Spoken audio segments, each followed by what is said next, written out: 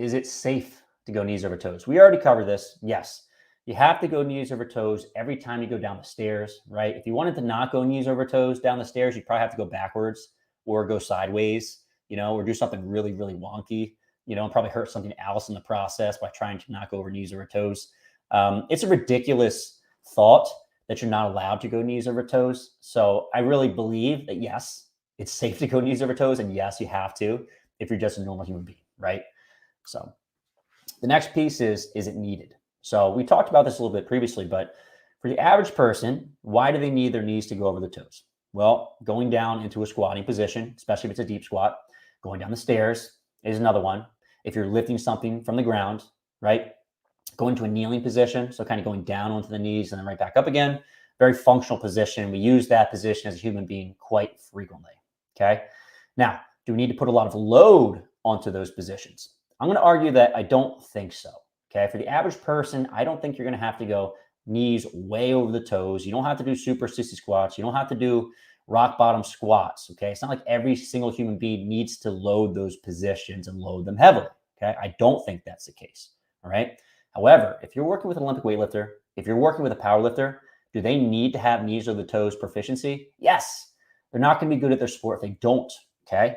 So it behooves you to thoroughly prepare that position.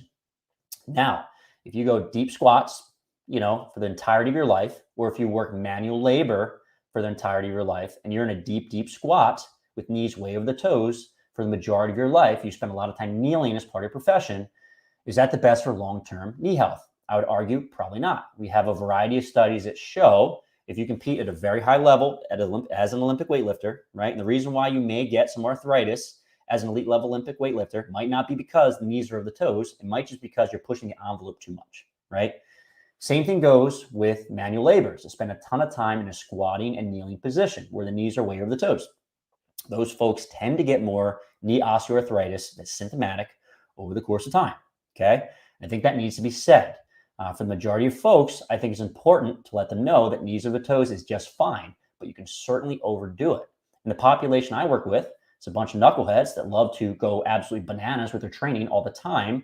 I think sometimes I have to pull them back and just let them know, okay, your knee is killing you. You never pull back at all. You're always pushing ahead. And there's this thought in their mind, exercise is always good, and it's not going to be a problem for their knee moving forward. And it certainly could be. So there's going to be a happy medium, all right? And the last place where I think it's relevant to start thinking about knees over toes and whether or not you need to push that is going to be, let's say, field and court sports, right? I certainly think you can make the argument for a deeper squat, let's say, or trying to get the knees over the toes during single-legged training within the gym for all these sports. Obviously, jumping, you're going to need that. Cutting, you're going to need that. You're going to need that quite a bit. But the other piece is that I don't know that those folks need to go kind of ass to the grass with all their squats or all of their single leg movements, right? You simply won't find athletes in those positions too frequently, right? So a basketball player, how often do they go into end range knee flexion, right? You need to do pistol squats with those folks. You need to have every single squat they do go butt all the way to the floor. I don't think so, all right? So the reason why I say this is because you have another extreme of coaches that knees over toes is good. Everything should be knees over toes. Now, if you do too much, you can create problems. And the other part is that that's not a very specific position for their sport. So if you're training super deep squats all the time, that's not where these athletes live. They live in partial ranges. That's where they do the majority of their sports. So from a sport specificity standpoint, if you train mostly through a partial range, I think you're giving that athlete the best insurance so they reduce the risk of injury at the knee, right? And also improve performance, okay? Lots of research to show that parallel squat is very, very good compared to a deep squat. I know I am the guy who pushes deep squats, right? On my Instagram, you've probably seen that.